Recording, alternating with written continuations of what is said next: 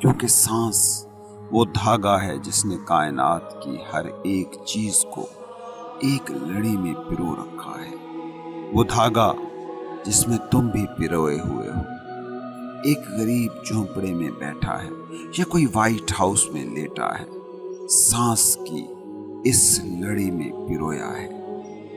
اب اس بات کو سمجھنے کی کوشش کرو کہ سانس تمہارا کوئی عمل نہیں ہے، سانس کا تمہارے ایکشن سے کوئی لینا دینا نہیں ہے، اس کا تمہارے اسٹیٹس سے کوئی لینا دینا نہیں ہے، تمہاری نوکری، بزنس، ریڑھی سے کوئی واسطہ نہیں۔ سانس اصل میں تمہارا ہونا ہے، اور تمہارا ہونا تمہاری کسی بھی شناخت سے جڑا ہوا نہیں ہے۔ تم کچھ بھی کر رہے ہو، سانس خودکار انداز میں چلتی رہتی ہے۔ تم کچھ بھی کرتے ہوئے سانس لینا نہیں چھوڑتے ہو۔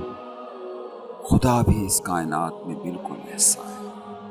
خدا کا پانا تمہارے کسی ایکشن، کسی عبادت سے نہیں جڑا۔